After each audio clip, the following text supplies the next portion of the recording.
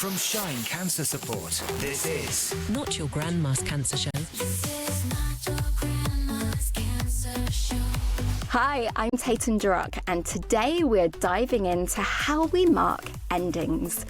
We're used to familiar rituals of weddings, marathon opening ceremonies, group selfies on the top of mountains, retirement parties, baby showers.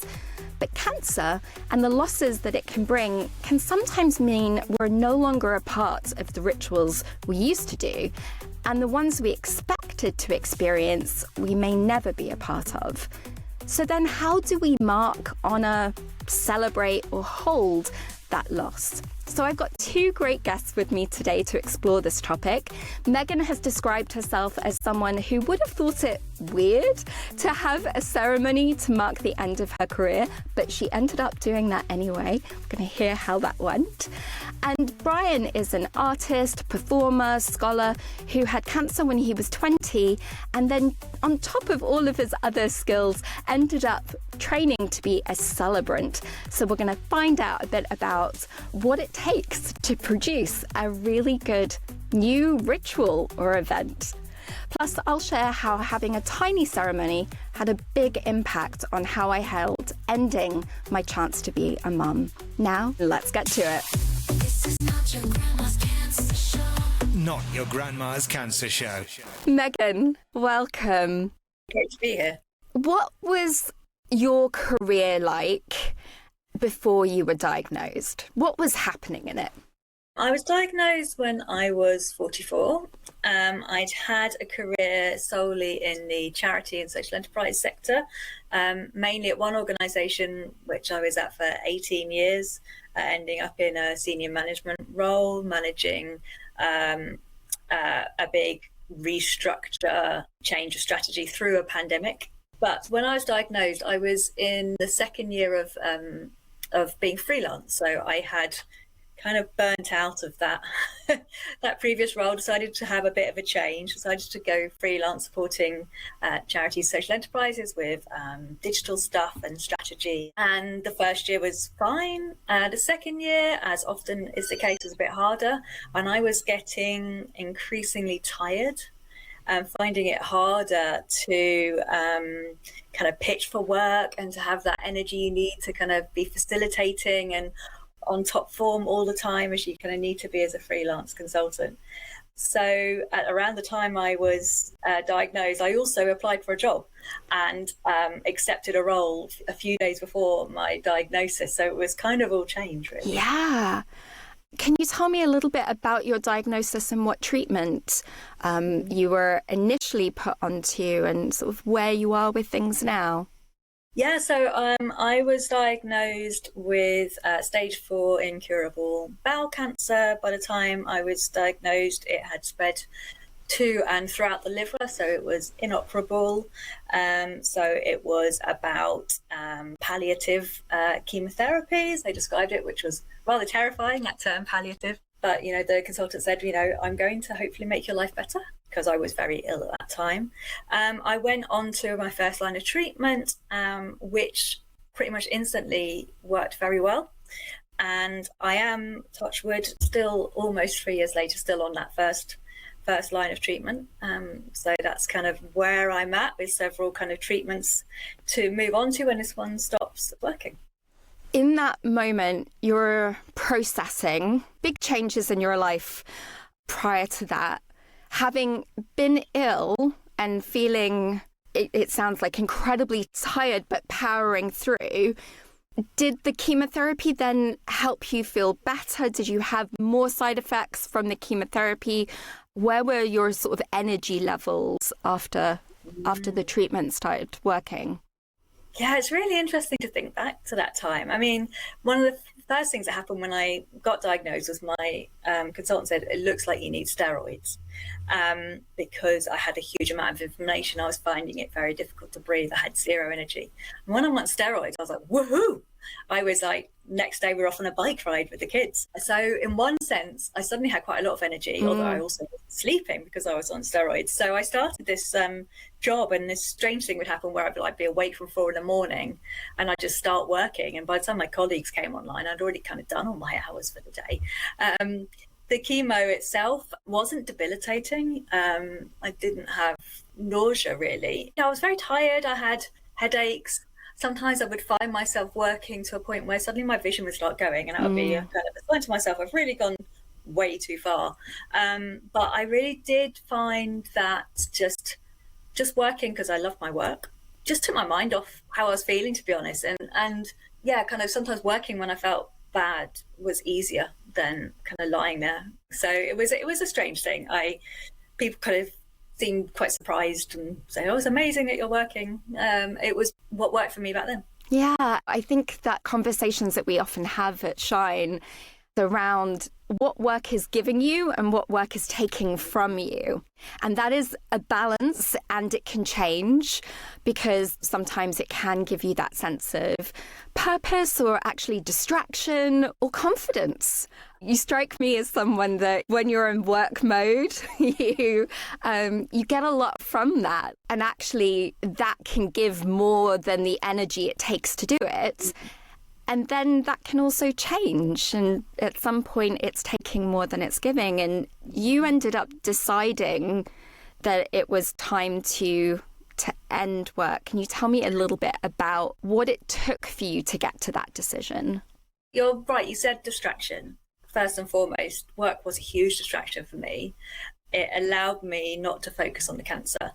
It allowed me to be more than someone with cancer as well, to be in a space as myself, as somebody who felt very confident, felt I was making a difference in the world. It helped me feel clever and useful. It gave me kind of status and identity, and I got really important community and relationship for it. So it was a lot it gave me. But I think the decision to stop, it started when I spent a week at a music summer school. So music's a really important part of my life. It was a really special thing to decide I could go away and do this thing that I hadn't done for years since before I had children. And I went and I sang music that I really loved, and I found myself crying much of the week. And I went, ooh, okay, so maybe pushing all these things down and hiding them away in a box isn't quite working. Maybe there's something I need to look at here, because my body's telling me something. There's stuff trying to get out here. So I looked for a coach, and I looked very specifically for a kind of therapeutic coach who would push me to get out of my head. We did a lot of somatic stuff, kind of trying getting into the body. I'm a very intellectual person. I process everything in my brain. And that's how I could kind of box things up, I think. Working with her helped me to start recognizing what was going on and what I needed. And then I went on a retreat at the Penny Bronze Centre outside Bristol, which was my first time stopping since my diagnosis. It's my first time connecting with people with cancer, because that's also something I've been scared to do, to look at. Connecting with people with advanced cancer, something again, I was too scared to explore. What I realised was when I stopped and rested, I felt much better. And I had thought, okay, I feel crap because I have cancer. I feel crap because I have treatment. The work is helping me kind of get through that. I hadn't recognised, actually, if I had more balance, if I was looking after myself, actually, I could feel much better. And maybe I could, therefore, be using my time in different ways, focusing on myself, focusing on my family and other relationships. And I came away from that going, ooh. And from that point, I think it was a decision that I kind of made without realising. And I realised the decision had been made. I just knew this is what I needed. And it was just a process of talking it through with people and letting myself catch up, really. I kind of just knew that's what I needed to do. Work was taking too much from me in the balance at that point. I love that description that you said about you just knew, because I think we can cover up a lot of things, but that knowing is often just there. It's uncovered, it's not found. And the way you described that was so beautifully put. So you decided to create a ceremony to honour everything that your career had meant to you. How did you plan that? I thought, okay, so I'm going to do this, but it's huge. It's a really important shift, and I felt really strongly that it needed to be honoured in some way. And through my work, I was aware of people that worked in kind of the area of endings and of grief tending. So there were some things that were a little bit familiar to me that I could kind of go and explore. But I knew that I needed somebody to help me do that because I didn't really know where to start. So I reached out to a fantastic woman called Emily Bazalgette, who I had known professionally already. And she's a facilitator and a coach and a grief tender. And we just started having a chat, and she offered to design and to hold this ceremony for me. So yeah, I guess like with anything, right, we started off by trying to understand what it was that I wanted to achieve, I suppose. What's the objective of this event if I was in work mode? Actually, I think it's quite helpful the way that Emily described it, which I think is really beautiful, was she said that the purpose was to celebrate Megan and honour her extraordinary career, to help her process this big transition of ending work, and to support her, Andy, my husband, and each other. We want Megan to go away from today feeling so loved and appreciated, and for you all to understand what you mean to her and the special roles you played in her life. So it really was, for me, as much about me being able to say thank you to people from kind of across my career who had kind of given me so much. I recognise I have quite a healthy ego, and I was like, I think I've done good things. It would be nice to hear that and to celebrate that a bit.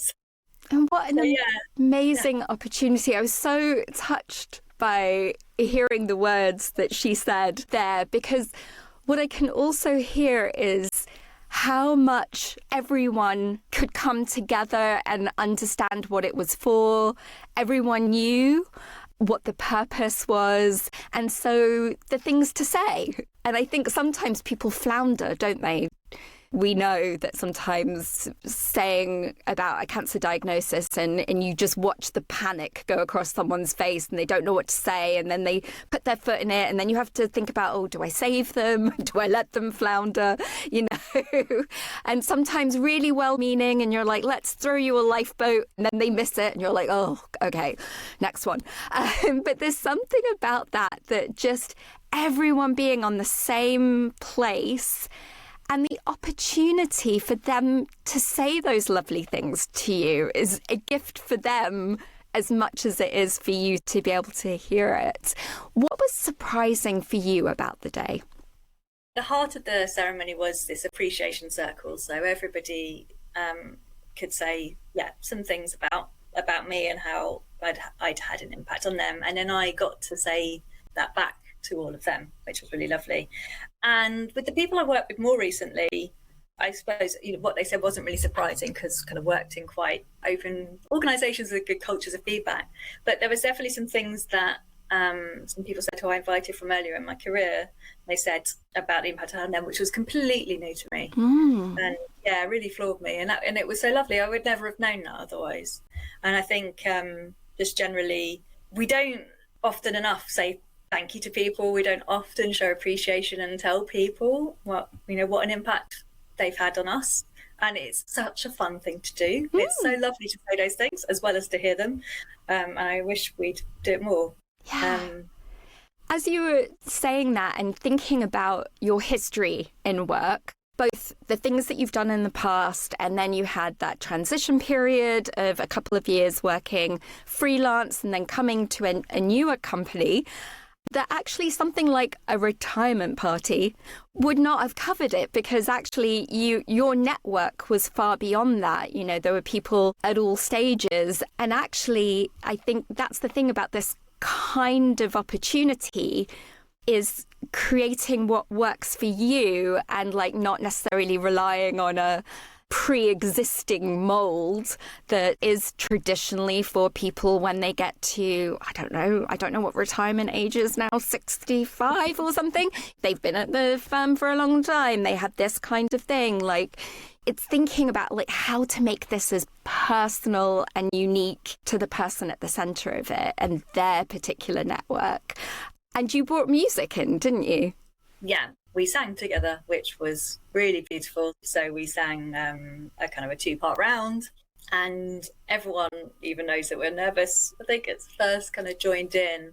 I mean, yeah, you can't really describe in words kind of what singing together does. I mean, it's an incredibly powerful thing, but it was really beautiful and really special. It so sounds like it, and I've seen some of the pictures from the day and they're so beautiful. Brian, I'd love to bring you into the conversation here. How has it been for you hearing from Megan? Megan, I want to have another conversation with you another time about cancer patients navigating freelance careers.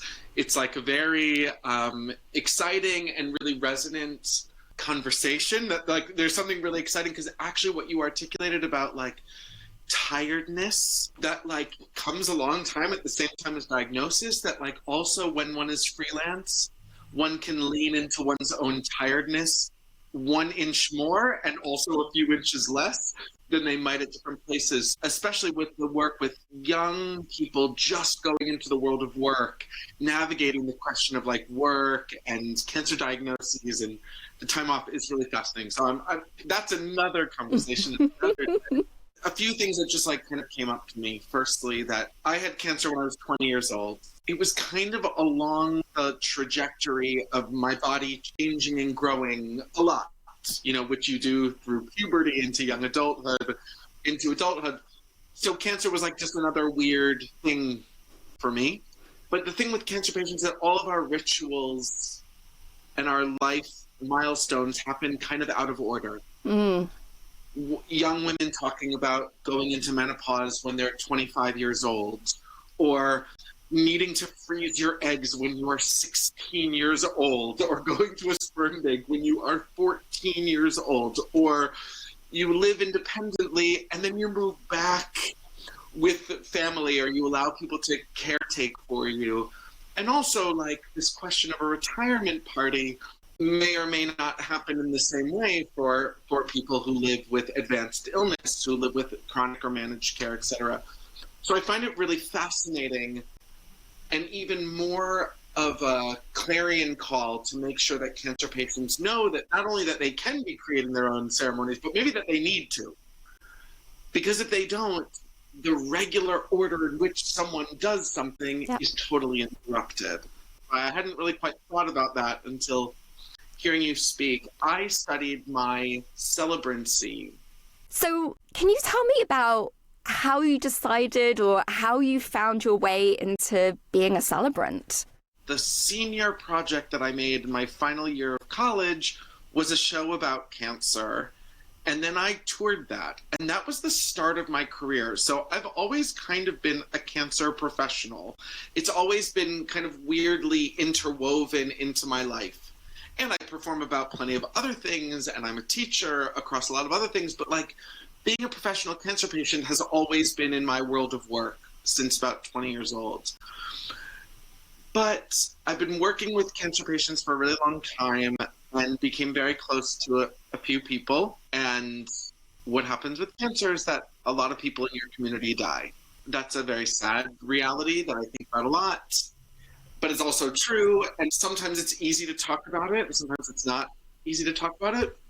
And I think that sometimes I just talk about my work and how people die, and that really freaks people out, but it's part of what happens.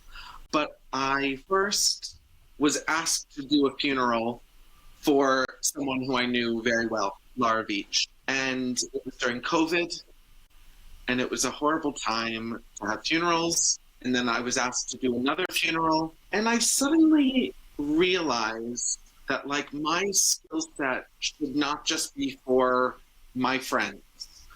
I think gay men are always asked to do weddings. Like eventually, if you're fantastic enough, you're going to be asked to lead someone's heterosexual wedding, and I understood that. But then when I did the funeral, I was like, oh, I have a skill set here. And an interest in connecting with people in like really profound and exciting ways. And as a performer, and of course ceremonies are just performances that if you're leading them, you're on, are like really high stakes performances.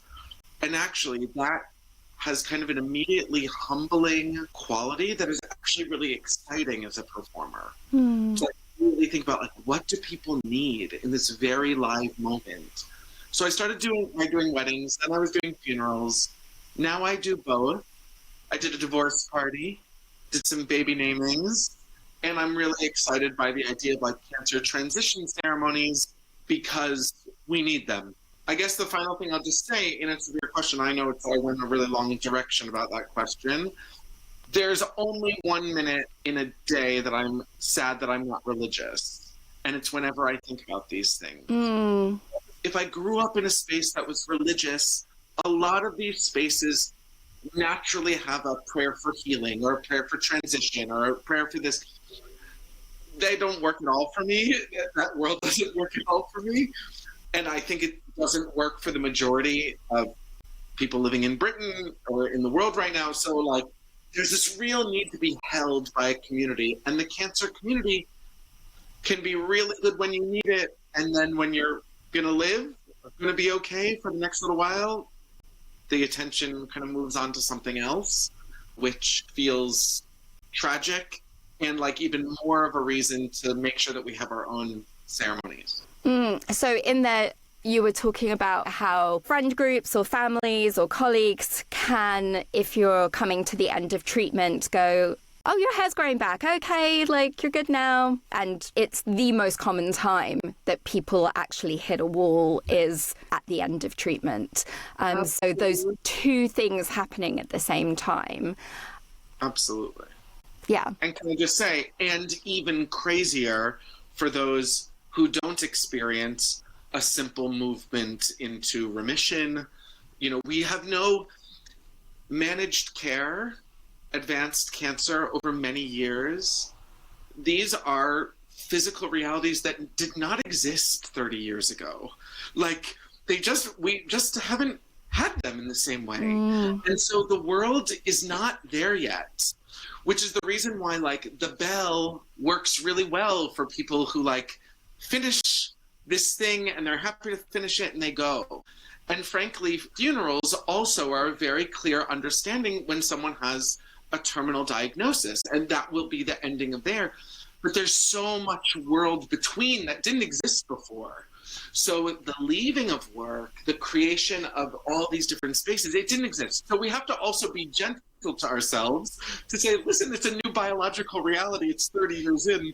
Ceremonies, traditions, rituals, they take thousands of years to generate and hundreds of years of religious thinking or spiritual kind of practice. Yeah, that's a really interesting way of looking at it, that this is such a new space. And absolutely, you talked about the ringing of the bell. And I know for some people who feel I did it, that ring of the bell can be great. But some people feel like I didn't want to be here. I didn't want to do this. I wanted to be living my life. I don't want to be ringing a bloody bell about it.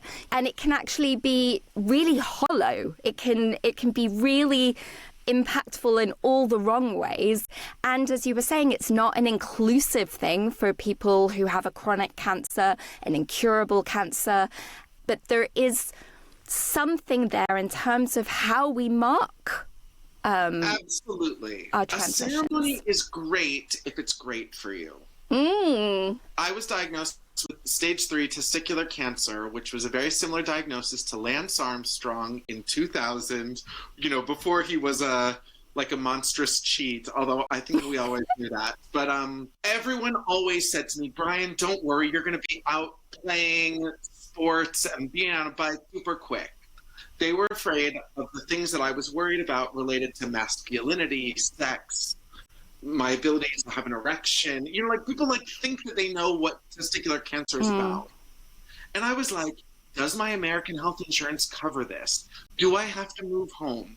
And I think when you were speaking, Megan, what was so exciting to me was that when people are in advanced cancer, people think that their worries or their cares are about something. And you're just like, they might be about those things. And also, the world of work is incredibly important to me. Those relationships are very different. They need a different level of care. And I promise you that the bells ceremony does not acknowledge our workplaces very much. So all ceremonies work if they work for you. But if you are policed into them, I mean, this is, Barbara Ehrenreich talks about forced positivity all the time, and we see that. And I think that now there's a world of cancer beyond that, which I'm proud of. I hope I've been a little bit of a part of that. And, there's been some amazing leadership in that space. But I think like the other ceremonies, tattoos that people are getting, their first haircut after cancer, the shaving of their head, all of these like things that might just be happening like a little bit on Instagram. They might just be really quiet. They're really critically important. And I guess part of the reason why I'm trying to professionally say I'm creating cancer transition ceremonies is because I want someone to think, well, I don't need that, but maybe I'll get a little cake with my family. I will take myself out for a pedicure. Like something that allows a person in the smallest way or in the biggest way to do it. Not everyone is going to have the insight and spiritual practice that Megan has to bring people together with singing, which sounds so profound. But I think there's something that like, we have to allow people to just like do something, just acknowledge this just for a minute. You're allowed to. Something very big just happened. It's okay. And something very big is happening. So yeah, that was the thing that really spoke to me, because Megan came to me with this idea, which we love here at the show. Shout out if anyone else has ideas for topics for the podcast, like absolutely get in touch. Head over to the shinecancersupport.org page and contact me there, because this was something that so spoke to something that I had experienced. I had lost the opportunity to be a mum. I had lost a pregnancy, and although I had 6 embryos left, there was not another opportunity to try again. And for years, I was in this limbo of paying for the embryos to be frozen. And while they were there, it was like I knew that I wasn't going to be a mum, but there was nowhere to put it. There was nowhere to focus it. And it was so lonely in that space, because I knew the rituals I thought I was going to be a part of, the meeting other mums at school gate. And what kind of mum would I have been? Would I have had like a big bag of useful things, or would I have been that mum that was like, I've got no idea. Go figure it out. Who would I have been? Like, there was this whole person that I had thought I was going to get to know, a million rituals I thought I was going to be a part of. And instead, I was in this limbo, and I called up one year because it was expensive. And I said, can you give me something for it to be over? Can I bury something? Can I do something? And it was a man the first time, and he said no. And it made me feel like I'd grown another head, and so I paid the £600 for that year. And the following year, I had a different person on the phone, and I thought, I'm just going to ask again. I summoned my courage, and I said, is there anything that you can give me? And she was like, oh, let me tell you what we can do. We can tell you the exact time that we're going to turn off the freezer, basically. We can give you a tube. You can come in. We can give it to you there. If you want a moment. None of this I was expecting at all, right? Especially after the last time. And I said, thank you so much. And I went, and I ended up burying that tube in Isabella Plantation, where my mum's ashes are, in this beautiful part. And I had a friend with me, so it wasn't a massive thing. Brian, you were saying kind of like, it didn't need to be my whole community in that particular moment. My loss was held, and when I think back, I think of the day, I think of the bushes, I think of the plants, I think of the sunlight, and I think of the peace that I felt. And if I was still paying for it every year, I don't think my grief would have changed. But the holding of it, the framing of it, the memory of it did change the quality. And I was thinking about that for Megan as she thinks back to that day and things that people said.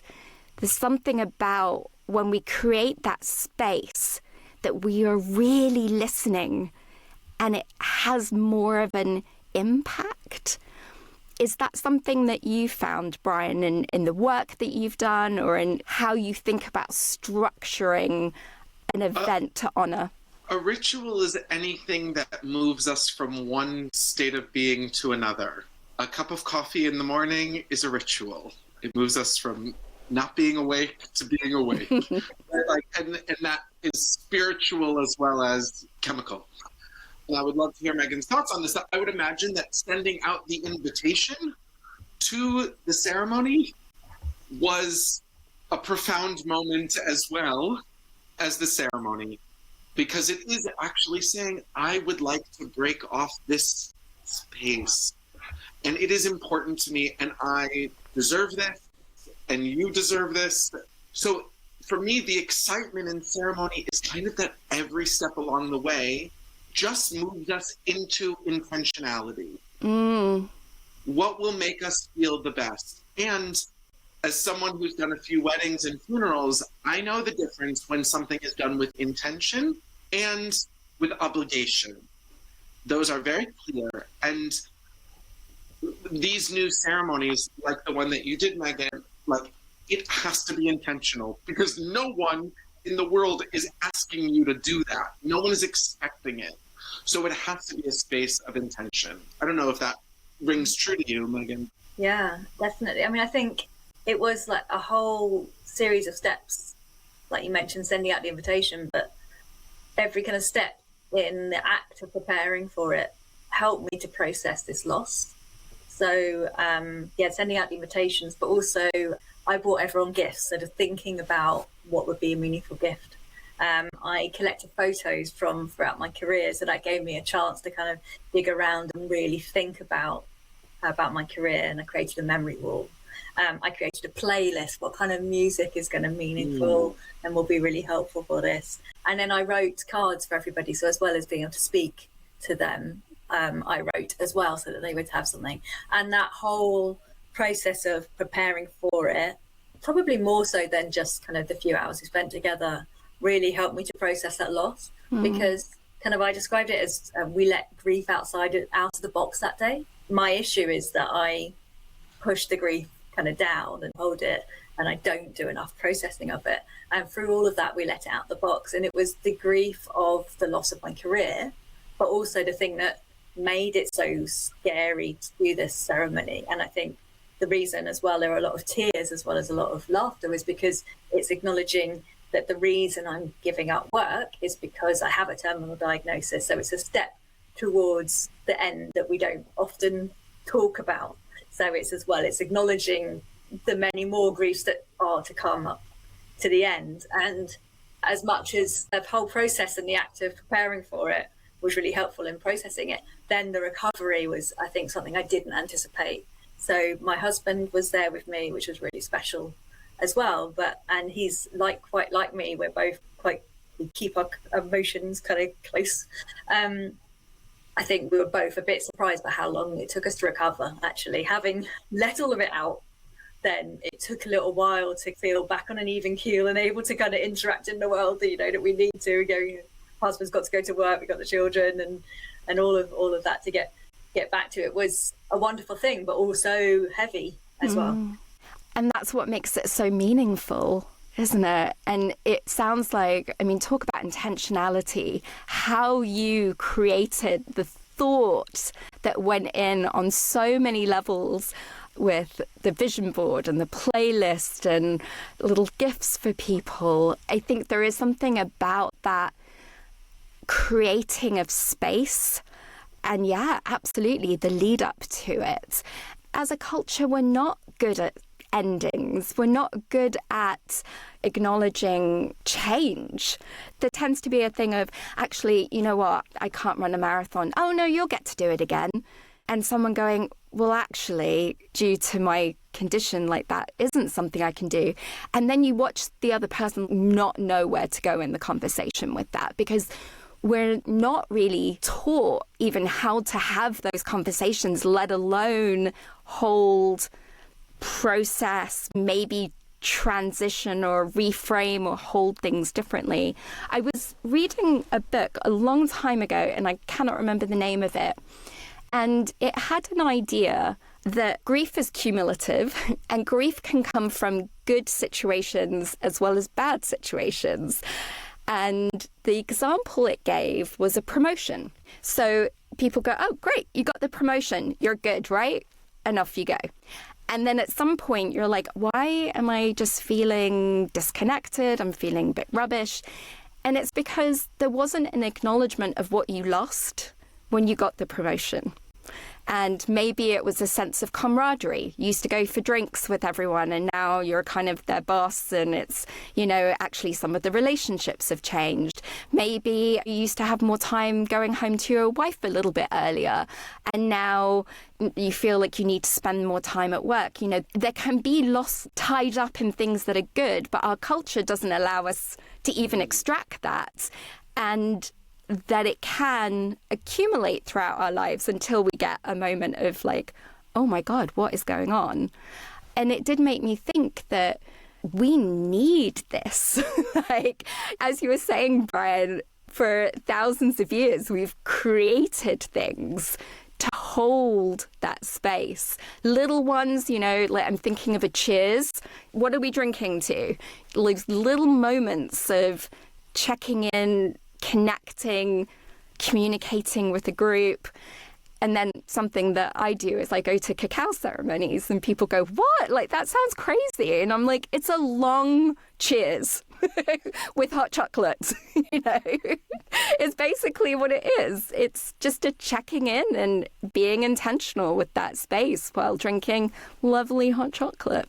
I think people are really desperate for in-person spaces right now, coming together, being together. You know, it's just very easy to not see a lot of people all the time because people are exhausted, and in times of economic downturn, it's hard to find time to be with people. So I think there's like something just on its face, the bringing together of people feels like the first piece.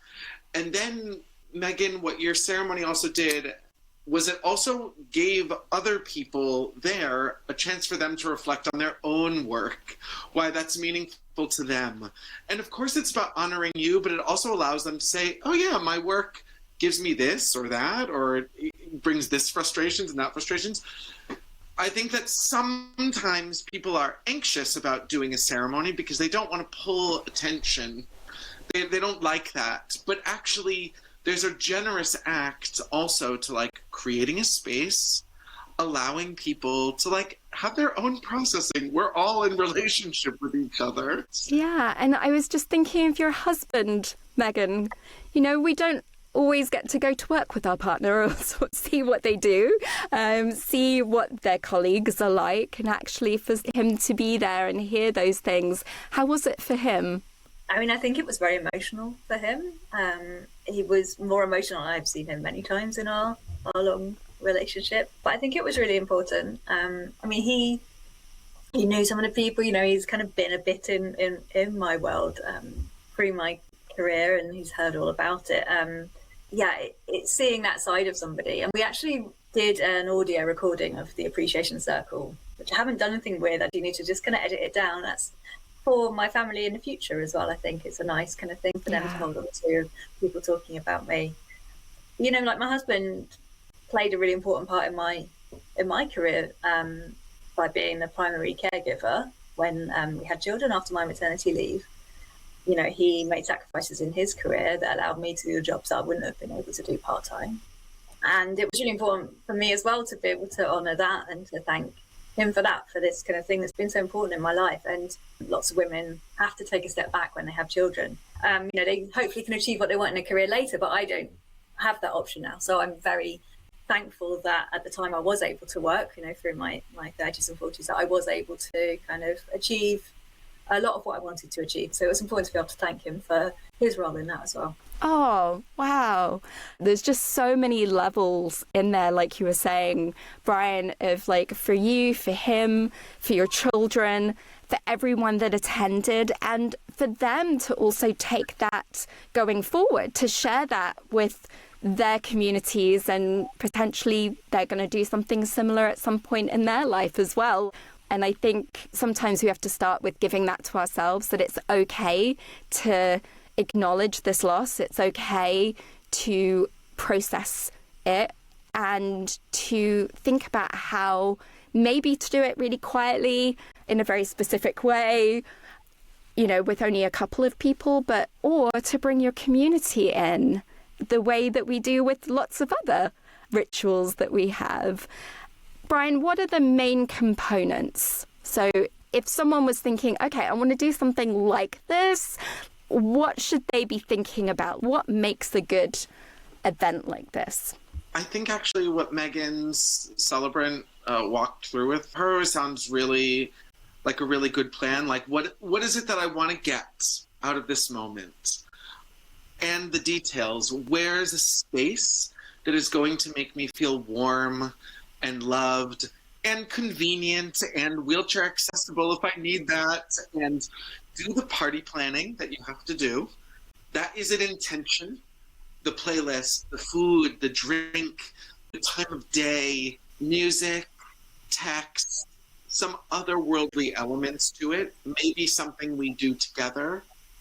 Hearing about Megan's, the leaving of work. My mentor, who's Sue Gill, she talks about she did a lot of redundancy ceremonies, which is really bold. At the places that went through major transitions, she would plant a garden with them and like trying to find ways to have deeply uncomfortable conversations where people have been made redundant in a space. The hearing back from people in a facilitated way, as Megan talked about, an appreciation moment. I think it is also for people who are transitioning back into the world of work after an illness, getting a chance for people to say, I was scared about this. I was worried about you here. I didn't like this. This was gross. This smelled, is good. Because if you don't say it in a confined space, you'll all be waiting to say it later on.